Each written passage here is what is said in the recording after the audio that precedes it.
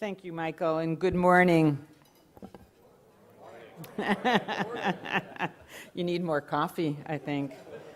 But yes, it is a hint of spring in the air. I think it's supposed to get up to 60 degrees, so maybe by this weekend the snow will be gone, which I won't be sorry personally.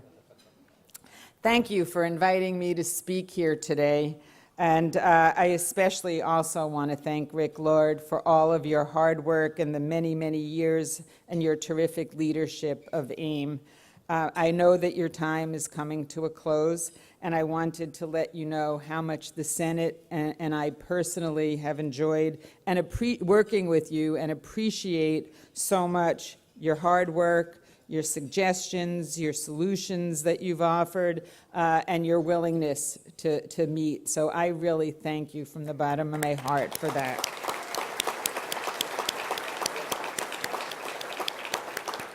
Over the years, we did have many, many meetings, and this is a partnership. There's no way to do this, whether it be AIM to get done what you all want to do, or the Senate to do what we feel we want to do. It's a partnership, it's a collaboration, and that's, in the long run and the bottom line, how things get done.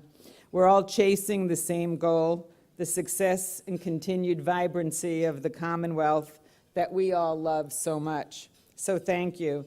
And I also want to thank John Regan for the invitation to speak and for all that you do as well.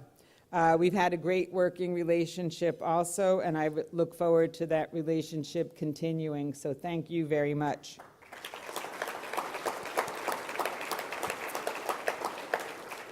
And thank you all for taking the time to come here this morning. So I drove in from Metro West. That's where I live. I live in a town, Ashland, a town that when I first started at the State House, I'm not kidding, people thought, oh, that's right near the New York border, isn't it? Yeah, you guys know the State House, so that you're laughing. It's changed, though. People are more aware. I am not at the New York border or, close to it. The Metro West, it's a great area of the state. It's pretty much smack in the middle. It's 25 miles from Boston, 25 miles to Worcester. At this point, though, it's anyone's guess as to how long it will take me to drive the 25 miles from my home to the State House. But I do know that I used to say every year, but now it's almost every month. It seems to be getting longer and longer. And it's not uncommon for me to, if I need to be in at a certain time, particularly early in the morning, to plan 2 hours. That's 2 hours sitting in the car. And I love to drive, but it's long 2 hours. It's past the cars, sitting in traffic, the business. So as I drive in, I pass so many cars. I also pass businesses. My district, if you think of the first 4 towns of the marathon, Hopkinton, Ashland, Framingham, and Natick, along the Pike, and then swinging south along 495, for Holliston, Medway, into Franklin. It's a great area of the state. It's continuing to grow both in population of residences and businesses. It has some terrific companies. So I pass, when I get on the Pike, businesses like Bose, Staples, TJX, that's out in my district, and the commuter rail along the Pike. And I can't help think about the Metro West and how the challenges and changes we are experiencing in the region that are similar to the challenges and changes that we face throughout the Commonwealth. 40 years ago, our communities out in the Metro West were not much more than cow pastures, apple orchards, and quaint small towns. Well, that's a thing of the past. We used to have some small cities that had grown up during the Industrial Revolution, likely trying to cope with the loss of many of its factories. And then it made sense to think of the Metro West as a Boston bedroom community and invest accordingly. Just a quick glance at some of the statistics, however, show how dramatically the region and our Commonwealth have changed. According to the 495 Metro West Partnership, in 1980, the annual payroll of Metro West was approximately $2.1 billion. As of 2018, the Metro West payroll is just over $24 billion. And 1 in every 11 jobs is located there. In fact, many of the state's most profitable and rapidly growing companies are either headquartered or located in my district or greater Metro West. That includes EMC Dell, as I mentioned, Staples, TJX, Boston Scientific, Fidelity, Bose, Sanofi Genzyme, and Raytheon, just to mention a few, actually. At the same time, in 2016, population it's estimated to be over 600,000, and many of the residents commute within the Metro West region rather than going into Boston.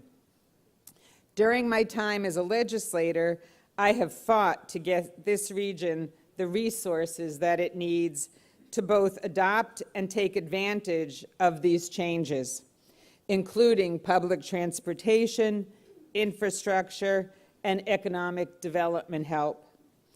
In 2006, one of the first things I fought for when I became a state senator was to be able to have the Metro West create a regional transit authority. We were actually prohibited from creating a regional transit authority 25 miles west of Boston. There was virtually no public bus service, no public transportation. I was able to work with my colleagues to change the law, which has resulted in the Metro West RTA connecting the fabric of currently 15 communities of greater 495 Metro West, which has really helped the region in so many ways. It's a vital resource for our working residents, our seniors, our disabled, our youth, and many others. In 2008, working with my colleagues, I was able to secure $12.9 million for water and sewer expansion in the life sciences bill at the time, so that Genzyme, now again Sanofi Genzyme, could expand in Framingham. That has brought thousands of jobs to the greater Metro West and enabled Sanofi to expand in Massachusetts and really have a strong advanced manufacturing presence here in Massachusetts as well, which we all want to happen to keep these companies here in Massachusetts. In 2010, I was Senate Chair of the Joint Committee on Economic Development and Emerging Technologies, and that was at the height of the recession. I'm sure you all remember that. And we looked at what could we do to make it easier for companies to come to Massachusetts, to grow here, thrive here. So that bill codified the use of regional economic development organizations, or what we call REDOs, to ensure that there's local regional expertise guiding the economic development efforts across the state. And coming out of the 2008 recession, this initiative also increased access to capital for small businesses. If you remember, that's when we created the Mass Growth Capital Corp. Streamlined government we eliminated some redundant agencies, state agencies. We clarified their missions because they were overlapping. People didn't know where to go to get help, and they would be, shopping around. And most people who own a business, run a business, don't have the time to spend doing the investigations, figuring out where to go, knocking on doors only to find out it was the wrong door to knock on in the first place. So we beefed up our marketing efforts also as a state. We created the Mass Marketing Partnership. We found that so many state agencies were doing their own marketing, so we sort of put it all under one roof. And though getting back to Metro West, the reason I mention all of these things is to illustrate how carefully we have tried to steward the growth of the Metro West region, even if we were unable to have predicted all of this growth 40 years ago. and how we have struggled sometimes to fit our growing 21st century economy into an outdated framework. We have also faced and continue to face a lot of the same challenges that face the entire state today. Despite the wonderful economic success we've had in Metro West, we are still struggling with creating truly affordable housing so that all of our region's workers can afford to live and work in the same community. We also continue to struggle with providing enough and reliable, accessible, affordable public transportation, most notably in and out of Boston, so that commuters feel comfortable leaving their cars at home, which is what we all want. As a result, we spend way too much of our time sitting in and complaining about traffic. I can barely go to any meeting in the morning, and the first 10 to 15 minutes are gripes about how long it took to get there. As a result of all the traffic, we spend a lot of our time worrying about the collective impact on the environment and wondering what it will take to tackle the challenges of climate change. These issues, housing, transportation, and climate change, and others like education reform and health care, are certainly on the list of priorities for the Senate this session. And I am happy to walk through this list a little bit with you this morning. As I move into my role as Senate President, however, I am coming to realize that the common thread of all these challenges we face in government, in business, and at the local level, and nationally, is that of unprecedented change. Technology has radically changed the way we live and the way we work, and shifting priorities have caused us to rethink everything from where we live and how we commute.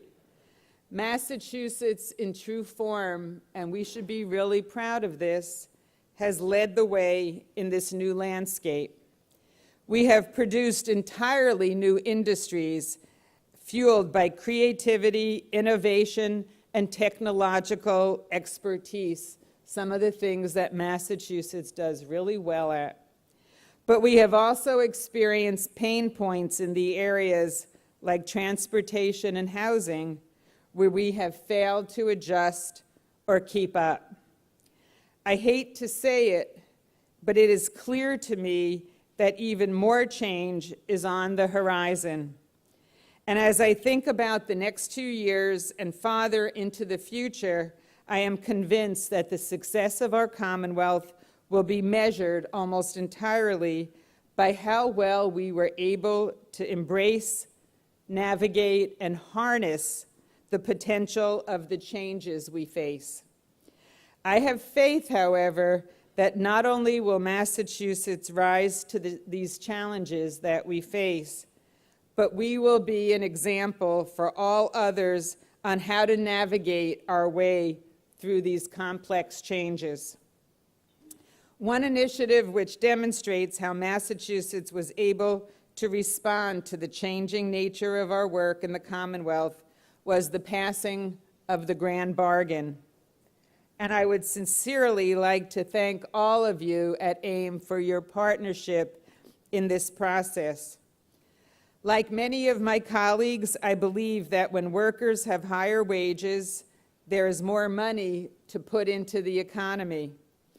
And I have believed for a very long time about paid family and medical leave, which I first introduced back in 2006.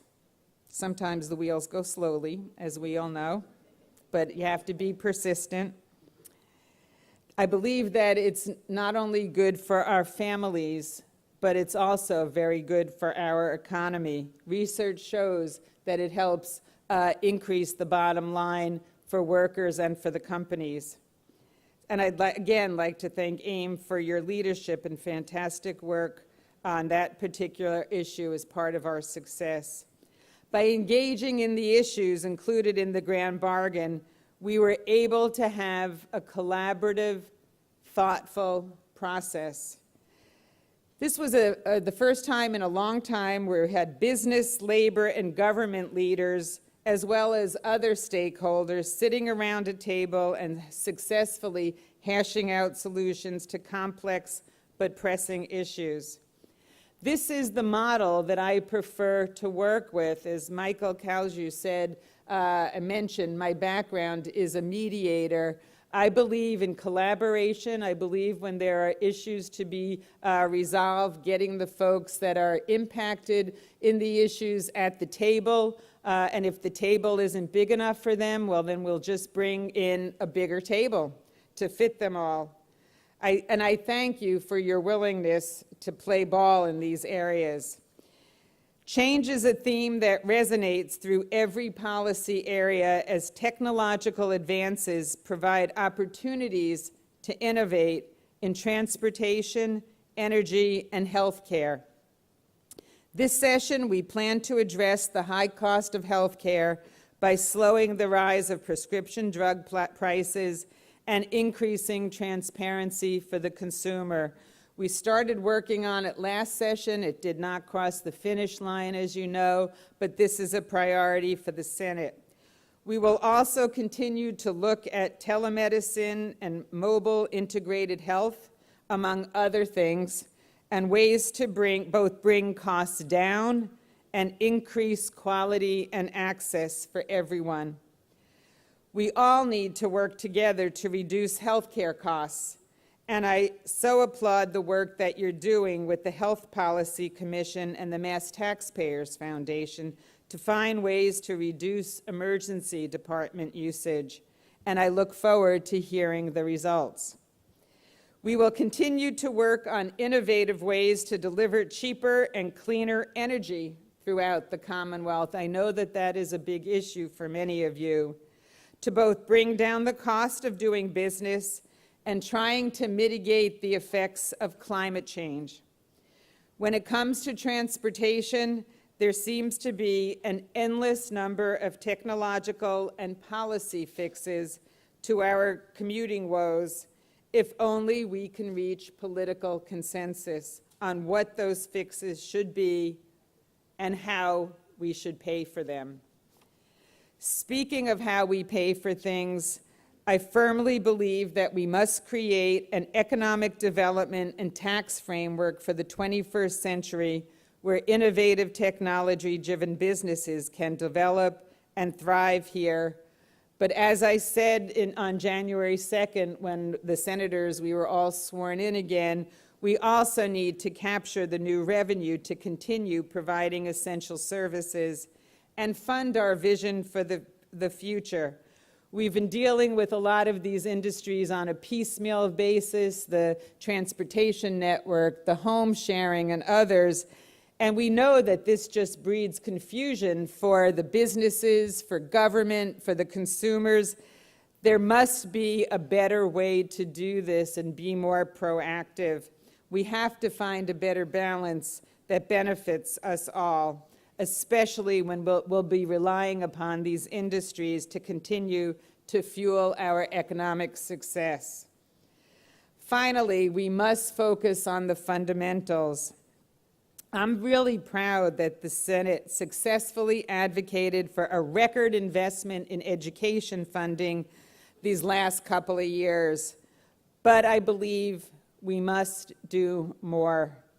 And so adequately funding our education system will be one of the top priorities of the Senate this session. And I look forward to working with all of my colleagues to craft a thoughtful education reform bill that finally invests and implements the recommendations of the Foundation Budget Review Commission. Because all children deserve, and I mean all, no matter where they live or who they are, they deserve access to a quality public education. Education drives our economic growth, our national leadership, and our ability to strive for a better quality of life for all of our residents.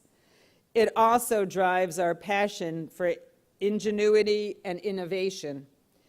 We can also be proud that the legislature has increased the balance of our rainy day fund to more than $2 billion. This will provide for our resilience as a Commonwealth as we prepare for a future that is both exciting and will be filled with change. Massachusetts has never been shy about shaking up the status quo, from the Revolutionary War to the fight for equal marriage. As the federal government remains paralyzed, I believe, Massachusetts has both the opportunity and the obligation to lead. As we call on our ingenuity to deliver innovative solutions to our future, no idea should be off the table. No idea should be beyond consideration. The term Commonwealth reminds us that we are all invested in preserving our common good, and I take that charge very seriously. And I am aware that preserving our common good means striking a balance where businesses can thrive, residents can breathe clean air, families can afford where they live, and we can also care for our most vulnerable residents. As I have often said lately, I don't have all the answers. I will be the first one to admit I do not have all the answers when it comes to these pressing issues facing the Commonwealth. But I am willing to listen. And I am willing to pull together anyone who wants to tackle these urgent issues in good faith. We are in a very unique political moment right now in which everyone seems to recognize on how important it is to make some real and meaningful headway in some of our most pressing issues. We must get ahead of these changes we face and use all of our resources we have successfully to navigate our future. I personally think it would be a mistake to waste this moment on incremental changes and small ideas. You may have heard me say it before, but now is the time to be bold. That being said, we also need to find ways to reach political consensus on our bold ideas, and that consensus building must begin now. As we continue to see stagnation, or even worse, in some cases, a rolling back of progress on important issues at the federal level, Massachusetts must remain clear-eyed about the challenges facing our state, our nation, and our planet, and provide the leadership we have always been known for. All of you are part of that leadership, and for that, my colleagues and I are very grateful. Please know that my door is always open, and I hope that we can continue to work in partnership to create an even better future for our Commonwealth. And I thank you for all the work that you do on behalf of our great Commonwealth. Thank you very much.